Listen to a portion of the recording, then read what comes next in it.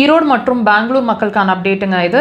நீங்கள் எங்களை ஈரோட்லேருந்தும் பெங்களூர்லேருந்தும் பார்த்துட்ருக்கீங்க அப்படின்னா, ஜூன் மாதம் நம்மளோட கேம்ப் 4ஆம் தேதி ஈரோட்லேயும் 18ஆம் தேதி பெங்களூர்லேயும் நடக்க இருக்குது. டேட்ஸை குறித்து வச்சுக்கோங்க.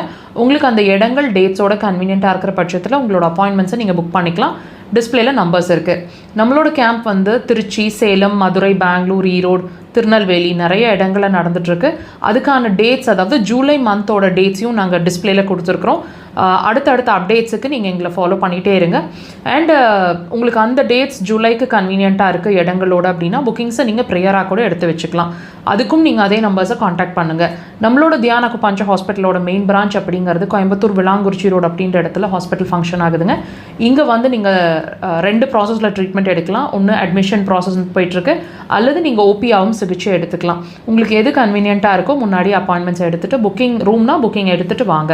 நம்மளோட தியான அக்குபஞ்சர் ஹாஸ்பிட்டலோட சென்னை பிரான்ச்சை பற்றின அப்டேட் அப்படிங்கிறது எல்லா வாரமும் சனிக்கிழமைகளில் நாங்கள் சென்னை பிரான்ச்சில் அவைலபிளாக இருக்கிறோம். But through out the week நீங்கள் அங்கே சிகிச்சை எடுத்துக்க முடியும்.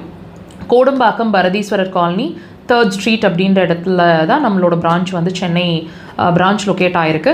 ஸோ உங்களோட அப்பாயின்மெண்ட்ஸுக்கு நீங்கள் சென்னை நம்பர்ஸை காண்டாக்ட் பண்ணுங்கள். நம்மளோட மக்கள் தொலைக்காட்சியில் ஒவ்வொரு வாரமும் சனிக்கிழமைகள் மாலை 4 to 5 1 hour லைவ் டெலிகாஸ்ட்டுங்க.